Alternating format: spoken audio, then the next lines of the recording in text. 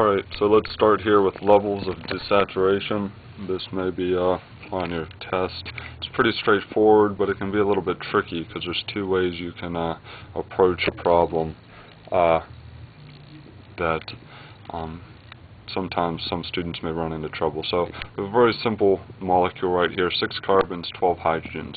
So one way you can solve these problems is by drawing out the molecule and counting up how many levels of unsaturation you have. So let's see, we have a cyclic structure here, so we can just draw on our 12 hydrogens, 1, 2, 3, 4, 5, 6, 7, 8, 9, 10, 11, 12.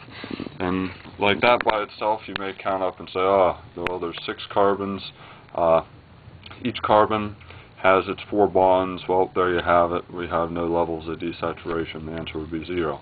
But this would be a problem on your part, and you'd probably end up getting the question wrong, because we have to remember that when we have a ring in the structure, that counts as a level of desaturation. So in this case, we would say there's one ring, so that counts as one level of desaturation. We'll just call it DE for now. Could also be called unsaturation. It's just up to you. So then there's another problem though when we draw it, because not only is that a 6-carbon molecule, but so is that. So you'd spend the time and you'd say, well, how about this one? So we'd say 1, 2, 3 hydrogen, 4, 5, 6, 7, 8, 9, 10, 11, 12. So we've used up all 12 of our available hydrogen, but down here we see this carbon is missing all hydrogens. It's supposed to have 2. So you'd say, well, it's missing 2 hydrogens. You divide by 2 when we figure out the level of desaturation. So once again, we'd come up with the answer that this would have 1 level of desaturation. But there's a quicker way to do this. If you were to spend the time to do this way on your test, you'd find, well, each problem's costing me, 2 minutes to do.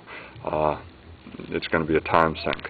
So the other way to do these type of problems is with the formula. So the formula is pretty much the number of carbons times 2. Then I'll put this in brackets because you'll get an answer for that. Then to that number you add 2, and that should equal the number of hydrogens that you should have. So whatever number you should have, you're going to subtract the number that you actually have. So in this case, we have 12 hydrogens. So first we're going to say, all right, 12 hydrogens is what we do have.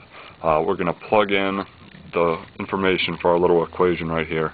Our number of carbons here, we have 6, right? So we're going to say, all right, 6 carbons times 2, that's 12. Then we're going to add 2, so we get 14.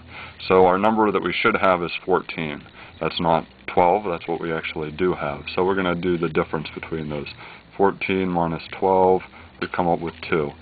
So with that answer right there, we need to remember to divide it by 2.